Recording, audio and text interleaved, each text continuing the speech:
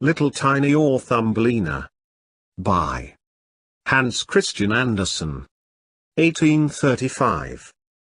There was once a woman who wished very much to have a little child, but she could not obtain her wish. At last she went to a fairy, and said, "I should so very much like to have a little child. Can you tell me where I can find one?" "Oh, that can be easily managed," said the fairy. "Here is a barley corn of a different kind to those which grow in the farmers' fields, and which the chickens eat. Put it into a flower pot, and see what will happen." "Thank you," said the woman, and she gave the fairy 12 shillings, which was the price of the barley corn. Then she went home and planted it, and immediately there grew up a large handsome flower, something like a tulip in appearance, but with its leaves tightly closed as if it was still a bud. "It is a beautiful flower," said the woman, and she kissed the red and golden-colored leaves, and while she did so the flower opened, and she could see that it was a real tulip. Within the flower, upon the green velvet stamens, sat a very delicate and graceful little maiden. She was scarcely half as long as a thumb, and they gave her the name of Thumbelina, or Tiny, because she was so small. A walnut shell, elegantly polished, served her for a cradle. Her bed was formed of blue-violet leaves, with a rose leaf for a counterpane. Here she slept at night, but during the day she amused herself on a table, where the woman had placed a plate full of water. Round this plate were wreaths of flowers with their stems in the water, and upon it floated a large tulip leaf, which served Tiny for a boat. Here the little maiden sat and rowed herself from side to side, with 2 oars made of white horsehair. It really was a very pretty sight. Tiny could, also, sing so softly and sweetly that nothing like her singing had ever before been heard. One night, while she lay in her pretty bed, a large, ugly, wet toad crept through a broken pane of glass in the window, and leapt right upon the table where Tiny lay sleeping under her rose-leaf quilt. "What a pretty little wife this would make for my son," said the toad, and she took up the walnut shell in which little Tiny lay asleep, and jumped through the window with it into the garden. In the swampy margin of a broad stream in the garden lived the toad, with her son. He was uglier even than his mother, and when he saw the pretty little maiden in her elegant bed, he could only cry, "Croak, croak, croak." "Don't speak so loud, or she will wake," said the toad, "and then she might run away, for she is as light as swan's down. We will place her on one of the water-lily leaves out in the stream. It will be like an island to her, she is so light and small, and then she cannot escape, and, while she is away, we will make haste and prepare the state-room under the marsh, in which you are to live when you are married." Far out in the stream grew a number of water-lilies, with broad green leaves, which seemed to float on the top of the water. The largest of these leaves appeared farther off than the rest, and the old toad swam out to it with the walnut shell, in which little Tiny lay still asleep. The tiny little creature woke very early in the morning, and began to cry bitterly when she found where she was, for she could see nothing but water on every side of the large green leaf, and no way of reaching the land. Meanwhile the old toad was very busy under the marsh, decking her room with rushes and wild yellow flowers, to make it look pretty for her new daughter-in-law. Then she swam out with her ugly son to the leaf on which she had placed poor little Tiny.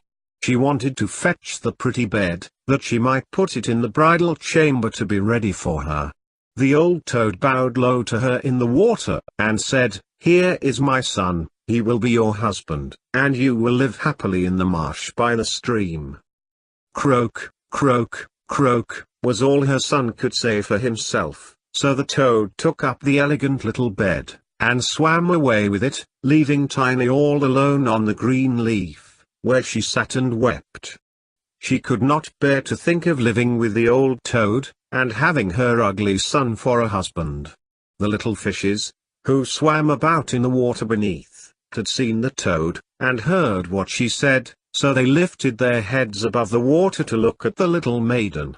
As soon as they caught sight of her, they saw she was very pretty, and it made them very sorry to think that she must go and live with the ugly toads. No, it must never be. So they assembled together in the water, round the green stalk which held the leaf on which the little maiden stood, and gnawed it away at the root with their teeth. Then the leaf floated down the stream, carrying Tiny far away out of reach of land. Tiny sailed past many towns, and the little birds in the bushes saw her, and sang, "What a lovely little creature!" So the leaf swam away with her farther and farther, till it brought her to other lands. A graceful little white butterfly constantly fluttered round her, and at last alighted on the leaf. Tiny pleased him, and she was glad of it, for now the toad could not possibly reach her, and the country through which she sailed was beautiful, and the sun shone upon the water, till it glittered like liquid gold. She took off her girdle and tied one end of it round the butterfly, and the other end of the ribbon she fastened to the leaf, which now glided on much faster than ever, taking little Tiny with it as she stood. Presently a large cockchafer flew by. The moment he caught sight of her, he seized her round her delicate waist with his claws, and flew with her into a tree. The green leaf floated away on the brook, and the butterfly flew with it, for he was fastened to it, and could not get away. Oh, how frightened little Tiny felt when the cockchafer flew with her to the tree. But especially was she sorry for the beautiful white butterfly which she had fastened to the leaf, for if he could not free himself he would die of hunger. But the cockchafer did not trouble himself at all about the matter. He seated himself by her side on a large green leaf, gave her some honey from the flowers to eat, and told her she was very pretty, though not in the least like a cockchafer. After a time, all the cockchafers turned up their feelers, and said, "She has only 2 legs. How ugly that looks." "She has no feelers," said another. "Her waist is quite slim." "Pooh! She is like a human being." "Oh! She is ugly," said all the lady cockchafers, although Tiny was very pretty. Then the cockchafer who had run away with her, believed all the others when they said she was ugly, and would have nothing more to say to her, and told her she might go where she liked. Then he flew down with her from the tree, and placed her on a daisy, and she wept at the thought that she was so ugly that even the cockchafers would have nothing to say to her. And all the while she was really the loveliest creature that one could imagine, and as tender and delicate as a beautiful rose leaf. During the whole summer poor little Tiny lived quite alone in the wide forest. She wove herself a bed with blades of grass, and hung it up under a broad leaf, to protect herself from the rain. She sucked the honey from the flowers for food, and drank the dew from their leaves every morning. So passed away the summer and the autumn, and then came the winter, the long, cold winter. All the birds who had sung to her so sweetly were flown away, and the trees and the flowers had withered. The large clover leaf under the shelter of which she had lived, was now rolled together and shriveled up, nothing remained but a yellow withered stalk. She felt dreadfully cold, for her clothes were torn, and she was herself so frail and delicate, that poor little Tiny was nearly frozen to death. It began to snow too, and the snowflakes, as they fell upon her, were like a whole shovelful falling upon one of us, for we are tall, but she was only an inch high. Then she wrapped herself up in a dry leaf, but it cracked in the middle and could not keep her warm, and she shivered with cold. Near their wood in which she had been living lay a cornfield, but the corn had been cut a long time, nothing remained but the bare dry stubble standing up out of the frozen ground. It was to her like struggling through a large wood. Oh! How she shivered with the cold! She came at last to the door of a field mouse, who had a little den under the corn stubble. There dwelt the field mouse in warmth and comfort, with a whole room full of corn, a kitchen, and a beautiful dining room. Poor little Tiny stood before the door just like a little beggar girl, and begged for a small piece of barley corn, for she had been without a morsel to eat for 2 days. "You poor little creature," said the field mouse, who was really a good old field mouse, "come into my warm room and dine with me." She was very pleased with Tiny, so she said, "You are quite welcome to stay with me all the winter, if you like, but you must keep my rooms clean and neat, and tell me stories, for I shall like to hear them very much." And Tiny did all the field mouse asked her, and found herself very comfortable. "We shall have a visitor soon," said the field mouse one day. "My neighbor pays me a visit once a week. He is better off than I am. He has large rooms, and wears a beautiful black velvet coat. If you could only have him for a husband, you would be well provided for indeed. But he is blind, so you must tell him some of your prettiest stories." But Tiny did not feel at all interested about this neighbor, for he was a mole. However, he came and paid his visit dressed in his black velvet coat. "He is very rich and learned, and his house is 20 times larger than mine," said the field mouse. He was rich and learned, no doubt, but he always spoke slightingly of the sun and the pretty flowers, because he had never seen them. Tiny was obliged to sing to him, lady bird, fly away home," and many other pretty songs. And the mole fell in love with her because she had such a sweet voice, but he said nothing yet, for he was very cautious. A short time before, the mole had dug a long passage under the earth, which led from the dwelling of the field mouse to his own, and here she had permission to walk with Tiny whenever she liked. But he warned them not to be alarmed at the sight of a dead bird which lay in the passage. It was a perfect bird, with a beak and feathers, and could not have been dead long, and was lying just where the mole had made his passage. The mole took a piece of phosphorescent wood in his mouth, and it glittered like fire in the dark. Then he went before them to light them through their long, dark passage. When they came to the spot where lay the dead bird, the mole pushed his broad nose through the ceiling, the earth gave way, so that there was a large hole, and the daylight shone into the passage. In the middle of the floor lay a dead swallow, his beautiful wings pulled close to his sides, his feet and his head drawn up under his feathers. The poor bird had evidently died of the cold. It made little Tiny very sad to see it. She did so love the little birds. All the summer they had sung and twittered for her so beautifully. But the mole pushed it aside with his crooked legs, and said, "He will sing no more now? How miserable it must be to be born a little bird. I am thankful that none of my children will ever be birds, for they can do nothing but cry, tweet, tweet, and always die of hunger in the winter." "Yes, you may well say that, as a clever man," exclaimed the field mouse. "What is the use of his twittering? For when winter comes he must either starve or be frozen to death. Still, birds are very high-bred." Tiny said nothing, but when the two others had turned their backs on the bird, she stooped down and stroked aside the soft feathers which covered the head, and kissed the closed eyelids. "Perhaps this was the one who sang to me so sweetly in the summer," she said, "and how much pleasure it gave me, you dear pretty bird."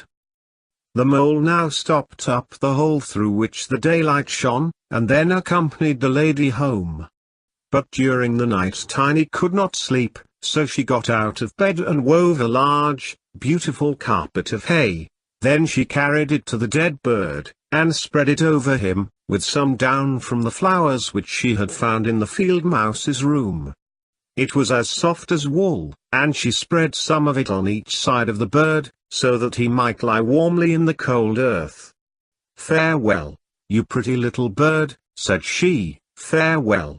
Thank you for your delightful singing during the summer, when all the trees were green, and the warm sun shone upon us.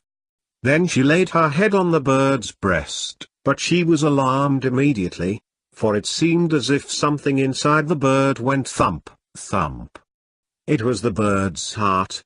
He was not really dead, only benumbed with the cold, and the warmth had restored him to life. In autumn, all the swallows fly away into warm countries, but if one happens to linger, the cold seizes it, it becomes frozen, and falls down as if dead. It remains where it fell, and the cold snow covers it. Tiny trembled very much. She was quite frightened, for the bird was large, a great deal larger than herself, she was only an inch high. But she took courage, laid the wool more thickly over the poor swallow, and then took a leaf which she had used for her own counterpane, and laid it over the head of the poor bird. The next morning she again stole out to see him. He was alive but very weak. He could only open his eyes for a moment to look at Tiny, who stood by holding a piece of decayed wood in her hand, for she had no other lantern. "Thank you, pretty little maiden," said the sick swallow. "I have been so nicely warmed, that I shall soon regain my strength, and be able to fly about again in the warm sunshine." "Oh," said she, "it is cold out of doors now, it snows and freezes. Stay in your warm bed, I will take care of you." Then she brought the swallow some water in a flower leaf, and after he had drank, he told her that he had wounded one of his wings in a thorn bush, and could not fly as fast as the others, who were soon far away on their journey to warm countries. Then at last he had fallen to the earth, and could remember no more, nor how he came to be where she had found him. The whole winter the swallow remained underground, and Tiny nursed him with care and love. Neither the mole nor the field mouse knew anything about it, for they did not like swallows. Very soon the springtime came, and the sun warmed the earth. Then the swallow bade farewell to Tiny, and she opened the hole in the ceiling which the mole had made. The sun shone in upon them so beautifully, that the swallow asked her if she would go with him. She could sit on his back, he said, and he would fly away with her into the green woods. But Tiny knew it would make the field mouse very grieved if she left her in that manner, so she said, "No, I cannot."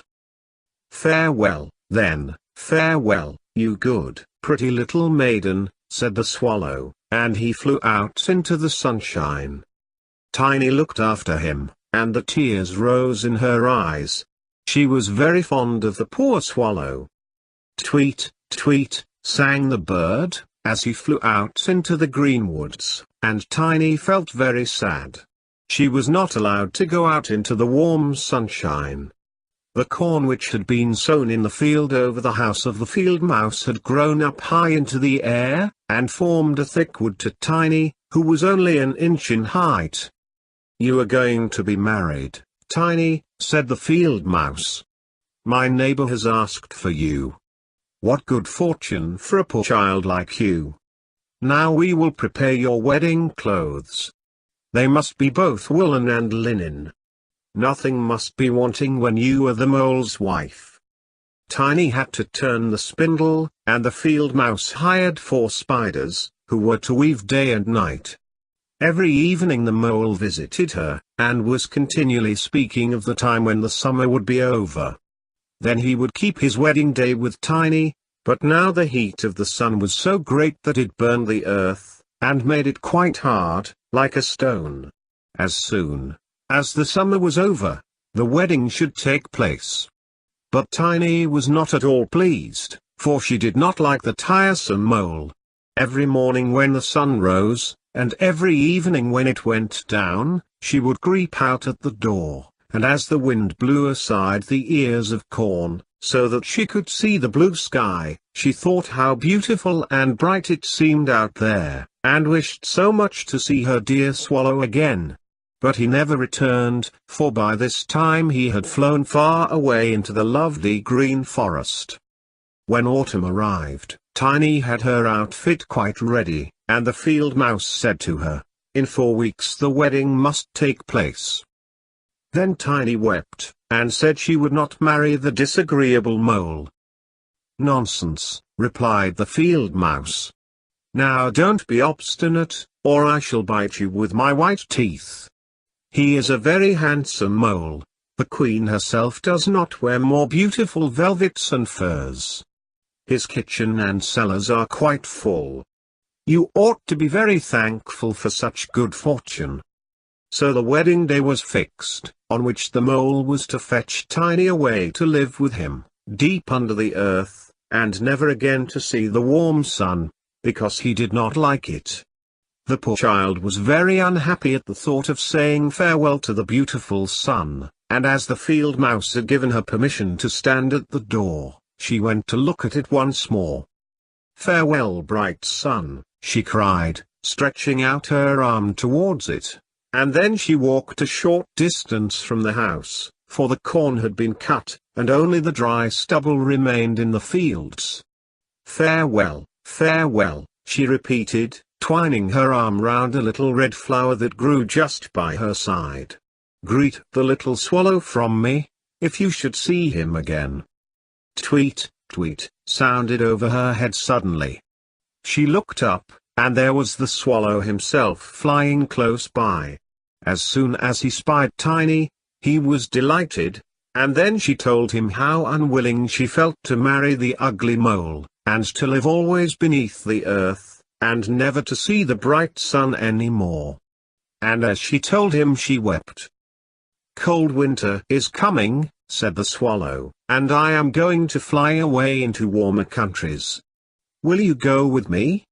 You can sit on my back, and fasten yourself on with your sash.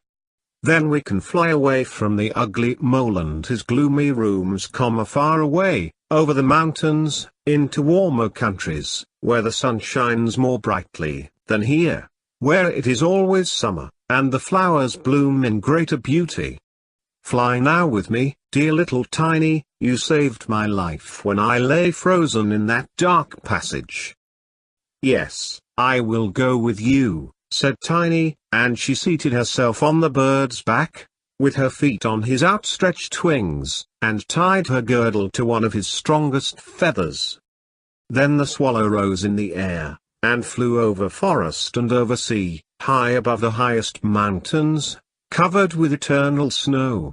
Tiny would have been frozen in the cold air, but she crept under the bird's warm feathers, keeping her little head uncovered, so that she might admire the beautiful lands over which they passed. At length they reached the warm countries, where the sun shines brightly, and the sky seems so much higher above the earth. Here, on the hedges, and by the wayside, grew purple, green, and white grapes, lemons and oranges hung from trees in the woods, and the air was fragrant with myrtles and orange blossoms. Beautiful children ran along the country lanes, playing with large gay butterflies, and as the swallow flew farther and farther, every place appeared still more lovely. At last they came to a blue lake, and by the side of it, shaded by trees of the deepest green, stood a palace of dazzling white marble, built in the olden times. Vines clustered round its lofty pillars, and at the top were many swallows' nests, and one of these was the home of the swallow who carried Tiny. "This is my house," said the swallow, "but it would not do for you to live there. You would not be comfortable. You must choose for yourself one of those lovely flowers, and I will put you down upon it, and then you shall have everything that you can wish to make you happy. That will be delightful," she said, and clapped her little hands for joy. A large marble pillar lay on the ground, which, in falling, had been broken into 3 pieces. Between these pieces grew the most beautiful large white flowers, so the swallow flew down with Tiny, and placed her on one of the broad leaves. But how surprised she was to see in the middle of the flower, a tiny little man, as white and transparent as if he had been made of crystal. He had a gold crown on his head, and delicate wings at his shoulders, and was not much larger than Tiny herself. He was the angel of the flower, for a tiny man and a tiny woman dwell in every flower, and this was the king of them all. "Oh, how beautiful he is!" whispered Tiny to the swallow. The little prince was at first quite frightened at the bird, who was like a giant, compared to such a delicate little creature as himself, but when he saw Tiny, he was delighted, and thought her the prettiest little maiden he had ever seen. He took the gold crown from his head, and placed it on hers, and asked her name, and if she would be his wife, and queen over all the flowers. This certainly was a very different sort of husband to the son of a toad, or the mole, with my black velvet and fur, so she said, "Yes," to the handsome prince. Then all the flowers opened, and out of each came a little lady or a tiny lord, all so pretty it was quite a pleasure to look at them. Each of them brought Tiny a present, but the best gift was a pair of beautiful wings, which had belonged to a large white fly, and they fastened them to Tiny's shoulders, so that she might fly from flower to flower. Then there was much rejoicing, and the little swallow who sat above them, in his nest, was asked to sing a wedding song, which he did as well as he could, but in his heart he felt sad, for he was very fond of Tiny, and would have liked never to part from her again. "You must not be called Tiny any more," said the spirit of the flowers to her. "It is an ugly name, and you are so very pretty. We will call you Maya."